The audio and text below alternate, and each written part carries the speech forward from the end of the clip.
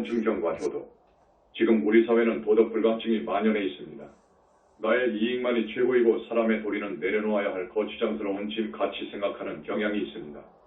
부처님께서 제정하신 우계와 십선도는 업의 법칙이라는 우주의법 차원에서 지켜야 할 규범입니다. 그래서 계율을 지키면 악업을 피하고 선업을 쌓을 수 있습니다. 일륜도덕은 사람들과의 관계에서 지켜야 할 사람으로서의 도리, 윤리규범입니다. 유교의 오륜팔이나 오상구 같은 경우가 좋은 예가 됩니다. 여러분, 아주 외에 있는 형제 이야기를 기억하고 있습니까? 어느 마을에 형제가 있었죠. 두 형제는 부지런히 농사를 지었고 마침내 추수철이 돌아와서 추수를 했습니다.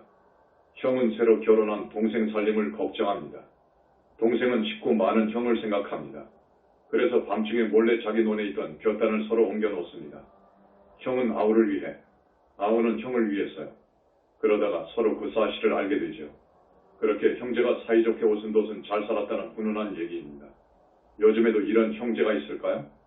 우리는 사람과의 관계를 떠나서 살 수 없기 때문에 도덕이 곧 우리들의 삶의 양식입니다. 그래서 도덕을 지키는 것은 사람의 도리를 다할 수 있어서 나에게 좋을 뿐만 아니라 인과법에서 보면 선업을 쌓는 좋은 일입니다. 부처님께서도 육방위경에서 제가 벌저신을 나에게 부모, 부부, 스승, 친구 등에게 사람의 도리를 다 하면서 행복하게 사는 길을 잘 제시하고 있습니다. 또 도덕을 잘 지키는 것은 사회 전체를 위해서도 바람직합니다. 마치 교통법규가 많은 차들의 통행 질서를 바로잡아 주어서 교통을 원활하고 편리하게 만드는 것처럼 일륜도덕도 사회를 건강하게 발전시키는 역할을 합니다. 그러나 일륜도덕을 잘 지키는 데는 더 깊은 뜻과 이익이 있습니다. 가까운 가족이라 하더라도 우리는 좋은 인연으로만 만나는 게 아닙니다. 거기에도 주고받아야 할 빚 관계가 있습니다. 악연인 경우도 적지 않습니다. 그럴 경우 일륜도덕을 잘 지키는 것이 서로의 업장을 소멸하고 악연을 해소하고 더 좋은 인연으로 만들어가는 역할을 해줍니다. 영적인 차원에서 일륜도덕이 매우 중요한 역할을 하는 겁니다. 일륜도덕이 잘 지켜지지 않았을 때 가장 먼저 가정이고 너지고 다음에 사회가 쇠락하게 됩니다. 오늘날 우리 가정을 들여다보면 문제가 많습니다. 부부간의 불신과 불화, 고부간의 갈등, 부모와 자녀 간의 세대 차이 등 쉽지 않은 문제가 도사리고 있죠. 나는 여기서 이런 문제를 해결하는 하나의 방법으로서 그리고 우리가 마땅히 해야 할 도덕적 요청으로서 효를 실천할 것을 말하고자 합니다. 효는 가정을 건강하게 회복시키는 굉장히 큰 힘이 있습니다. 요즘에는 핵가족화 되어서 아이들이 할아버지 할머니들과 함께 둘러앉아 즐겁게 식사하는 가정이 거의 없습니다. 가족 간의 관계는 사랑이라는 보편적인 인간 정서와 효라는 윤리적 덕목의 바탕에서 유대관계가 형성되어야 합니다. 핵가족화 될수록 이런 유대관계가 약화되기 때문에 나는 핵가족화에 반대합니다. 이 추세를 되돌릴 수는 없지만 그렇기 때문에 더욱 더 효도는 무너져가는 가정을 건강하게 일으켜 세우는 가장 좋은 방법이 될 수 있습니다. 또 효는 일륜도덕의 근본입니다. 유교적인 덕목이기 이전에 누구나가 실천해야 하는 보편적인 덕목입니다. 산짐승 중에서 효도하, 능계 늑대입니다. 늑대들은 몇 대가 무리지어서 살아갑니다. 그런데 이제 늙고 병들어서 사냥 못 갈 부모가 있지 않습니까? 자식이 사냥해온 고기 중에서 부드럽고 좋은 부분은 놔두었다가 부모에게 충분히 먹입니다. 우리 사람은 만물의 영장이거든요. 사람이 늑대만 못하다면 사람이라고 할 수 있겠습니까? 여러분, 세대 차이? 아닙니다. 과거에도 현재에도 미래에도 소련이든 미국이든 어디든 부모에게 효도하라는 것은 도덕적 요청으로서 지상명령입니다. 이건 진리입니다. 부모님의 은혜에 대해서 부처님께서 말씀하신 경전이 부모은 중경입니다. 부모님의 은혜를 보통 높은 산과 넓은 바다에 비유합니다. 그러나 우리는 부모님의 은혜에 대해 생각해보지 않고 당연하다는 듯이 삽니다. 이 경은 부모님의 은혜가 구체적으로 어떤 것인가? 왜 그 은혜가 소중한가? 를 일깨워주고 부모님의 은혜에 어떻게 보응할 것인가? 또 가르쳐줍니다. 어머니가 아이를 낳을 때는 3말 8대의 피를 흘리고 3알의 젖을 먹인다고 하였습니다. 그렇기 때문에 이와 같은 부모의 은덕을 생각하면 자식은 아버지를 왼쪽 어깨에 업고 어머니를 오른쪽 어깨에 업고서 수미산을 100,000번 돌더라도 그 은혜를 다 갚을 수 없다고 합니다. 요즘은 시대가 많이 변해서 옛날처럼 유교적인 도덕을 절대시하지도 않고 부모 자식 간의 유대관계도 많이 변했습니다. 또 의료기술이 발달하고 교육제도가 정비되어서 출산이나 육아에 대한 부담도 예전과는 많이 달라졌다고 합니다. 그래도 부모님의 은혜는 다를 바가 없습니다. 부처님은 이 경에서 부모님에게는 10가지 큰 은혜가 있다고 합니다. 첫 번째, 배탐소은, 뱃속에 품고 지켜주신 은혜입니다.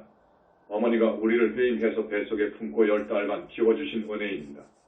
경전에 나오는 부처님의 개성입니다. 여러가 의인연이 지중해서 금생에도 모태에 의탁했네. 달이 차서 오장이 생겨나고 7달째에는 6.10이 완성된다. 몸은 두뇌 상같이 무거우니 안고 설 땐 풍제인 양아치라다. 비단 옷은 걸쳐볼 생각조차 없고 경대에는 먼지만 쌓였구나. 여기서 풍제라는 것은 바람의 제한입니다. 이 우주가 벽에 가서 망가질 때에는 삼재로 해서 무너집니다. 화재가 7번 일어나 바닷물이 마르고 그 다음에는 수재가 지나가고 마지막으로 풍재가 와서 수미산이 무너지고 우주가 다 파괴되어 버립니다. 풍재는 그렇게 무서운 재앙입니다. 아기를 품고 안고 일어서고 거동하는 일이 그만큼 힘들다는 거지요. 옛날에는 거울을 경대라고 했어요. 아기 때문에 어머니는 경대. 애 자신의 모습을 비춰볼 여가도 없는 거예요. 배 속에 품고 지켜주실 때 부처님이 말씀하신 이러한 정황을 어머니 되신 여러분들은 다 아실 겁니다. 우리가 그런 어머니의 은혜로 이 세상에 나온 겁니다. 그런데 요즘 들리는 말에는 누가 낳아 달랬는가? 자기들 좋아서 낳아놓고 무슨 효도를 강요하는가? 라고 막말을 한다고 해요. 인륜 도덕의 중요성을 제대로 교육받지 못한 그런 자식들이 있다고 합니다. 또 부모님 쪽에서는 화가 나니까 저 원수 같은 놈이 왜 태어났을까? 하고 이런 말을 한답니다. 부모 자식 간의 인연이 얼마나 소중합니까? 여러분, 이러면 안 됩니다. 두 번째, 임산수곤. 낳으실 때 고생하신 은혜입니다. 부처님께서 말씀하십니다. 잉태한 지 10달이 차고 나면 그 고통은 저승의 문턱이라.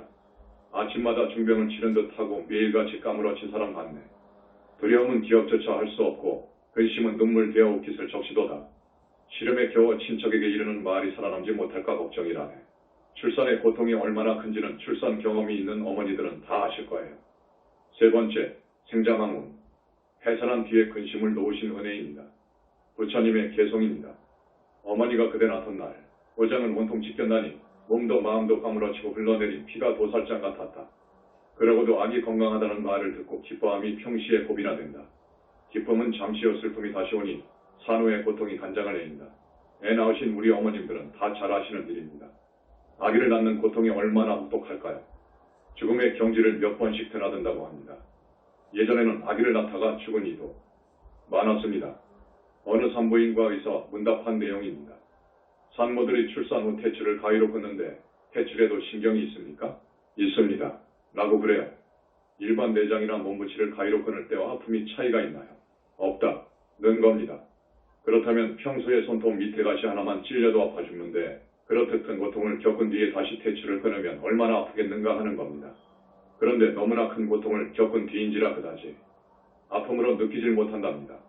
네 번째, 인고토감은 쓴 것은 삼키고 단 것은 뱉어서 먹여주신 은혜입니다. 부처님의 개송입니다. 부모의 은혜는 깊고도 무거워서 보살펴주는 일의 때를 잃지 않는다. 단 것은 뱉어서 잡수시질 않고 쓴 것은 삼키되 찡그리질 않는다. 애정은 무거워 숨길 수 없고 은혜는 깊어서 차라리 서럽다. 아기 배부르기만 바랄 뿐 당신의 시장함은 사양치 않는다. 우리 어머, 네 은혜가 그래요. 여러분도 아마 그러실 겁니다. 어머니 이야기를 하면 다 큰 이스님도 가끔 눈물이 납니다. 여러분도 그러실 겁니다. 울컥하면서 눈물이 난답니다. 다섯 번째, 회건치습은 당신은 젖은 곳에 누우시고 마른 데는 아기를 뉘어주시는 은혜입니다. 부처님의 개송입니다. 어머니 자신은 온통 젖어도 아기는 마른 대로 골라 누입니다. 두 젖으로는 아기 배를 채우고 고운 소매로는 찬바람 가려준다. 아기 보살피기에 단잠을 설쳐서도 귀여운 재롱의 기쁨으로 변한다. 언제나 아기의 편안함만 바랄 뿐 자신의 고달픔은 생각지 않는다. 어머니가 다 그렇지요? 여섯 번째, 유포양육은 젖을 먹여 길러주신 은혜입니다. 부처님의 개송입니다. 어머니의 사랑은 땅에 견주고 아버지의 은혜는 하늘에 비리니 하늘과 땅의 은공이 균등하듯이 부모님의 은혜도 그러하여라. 두 눈이 멀어서도 개의치 않고 팔다리 절더라도 싫어하지 않나니 내 속에서 태어난 자식이기에 종일토록 아끼시고 귀여워하네. 낳은 자식이 무척 귀엽지요. 아기에게 물리는 젖은 어머니의 살과 피입니다. 저뿐만이 아니라 어머니는 모든 걸 아낌없이 자식들에게 줍니다. 그런 어머니의 희생과 사랑으로 우리가 있는 겁니다. 일곱 번째, 세탁보정은 더러운 것을 씻어주신 은혜입니다. 부처님의 개송입니다. 지난날 예뻤던 몸매 독이나 풍만했으니 눈썹은 버들이 깎고 두뺨은 꽃보다 붉었는데 깊은 애정으로 얼굴엔 주름살 들고 잦은 빨래로 손발은 거칠어지고 손거울 녹슬 것만 오로지 아들딸 사랑하는 정성으로 어머니는 비로소 매무새를 추스르네. 스스로 단장할 새 없이 일일이 씻어주고 빨래해주고 하는 어머니의 지극한 정성이 없었다면 오늘날의 우리는 없습니다. 8번째, 언행억념은 멀리 떨어져 있으면 걱정하시는 은혜입니다. 부처님의 개송입니다. 죽어서 이별함도 잊을 길 없지만 살아서 헤어짐은 더욱 슬픈 일이니 자식이 집을 떠나 타관에 있으면 어머니의 마음도 타향이가 있다. 낮이나 밤이나 마음에 되씹으며 흘리는 눈물은 천줄기인가 만줄기인가. 원숭이가 새끼 찾아 슬피 울듯이 자식 생각 구비구비 애가 끓는다. 어머니들이 다 그래요. 여러분, 효도해야 합니다. 1년 도덕 중에 가장 중요한 덕목이 효도입니다. 효도는 지상명령입니다. 9번째, 위조학업은 굳은 일도 마다하지 않으시는 은혜입니다. 자식을 위하는 일이라면 지옥 갈 죄도 마다하지 않아. 이것이 부모님의 은혜입니다. 부처님의 개송입니다. 부모의 은혜는 강산보다도 중한이 깊으신 그 은혜 보답하기 어려워라. 아들과 딸의 괴로움을 대신 받기 원하고 아들과 딸이 괴로우면 부모 마음 편치 않네. 멀리 집을 떠난다는 말을 들으면 집 나간 밤부터 단잠을 설치나니 자식들은 대수롭지 않아도 어머니의 마음은 오래도록 쓰리네. 자식들이 멀리 집을 떠나서 무슨 일 보러 간다는 말 들으면 어머니들이 다 그렇지요. 10번째, 구경연민은 끝까지 염려하시고 사랑하신 은혜입니다. 부처님의 개송입니다. 부모님의 은혜는 깊고도 무거울사 예뻐해 주신 정 잠시도 끊임이 없네. 앉았거나 섰거나 마음에서 안 떠나고 가깝거나 멀거나 생각 항상 따라가네. 부모 연세 100살이 넘어도 80살의 자식을 걱정하나니 간절한 그 애정 언제나 끝이 날까? 두 눈을 감아야 비로소 다 아려나. 부처님의 이런 개성의 말씀이 어찌 그리 정확하고 적절한지 몰라요. 이것은 참으로 진실입니다. 여러분, 부모님의 은혜가 이렇게 지중합니다. 부모님은 자식을 위해서라면 아무리 힘든 일이라도 하려고 합니다. 부모님이 짓는 악업은 대부분 자녀들 때문입니다. 우리 자식들은 부모님 은혜를 한시라도 잊어서는 안 됩니다. 그런데 자식들 중에는 불효하는 자식도 해탐스 온 어머니가 10개월 동안 개 품어 길러주신 은혜, 인고토감은 쓴 음식은 삼키고 단 음식은 집어서 먹여 길러주신 은혜 많아요? 요즘은 더욱 그래요. 부모의 중경을 보면 부처님께서 불효의 업을 널리 말씀하십니다. 내가 중생을 관찰하니 비록 인간의 탈을 썼으나 마음씨는 어리석어서 부모의 은혜를 생각지 않고 공경할 마음을 내지도 않으며 은덕을 등지고 불효와 불의를 범하는 자가 많으니라. 자식들이 성장하고 나서는 부모님한테도 눈을 흘기고 불아리면서 거칠게 대꾸한다. 예의가 없어서 스승의 가르침을 따르지 않고 부모의 분부를 거스른다. 출입하고 왕래할 땐 어른들께 알리지 않고 언행이 거만하고 제멋대로 일을 처리한다. 부모는 훈계하여 벌주어야 하거늘 어린 것이 귀엽다고 해서 어른들이 감싸기만 하다가 차츰차츰 장성한 뒤에는 고약하고 사나워져서 길들여지지 않으니 도리어 화를 내면서 자기의 어긋남을 승복하지 않는다. 아이들을 버릇없이 키워놓으면 안 됩니다. 부모님의 은혜를 몰라요. 부모님께 효도할 줄 아는 사람은 전생에 지은 복이 없다고 하더라도 그 사람은 살아갑니다. 하늘이 도와줘서 사는 거예요. 부처님과 보살님과 하늘왕들은 부모님께 효도하면 그 사람한테 잘 해줍니다.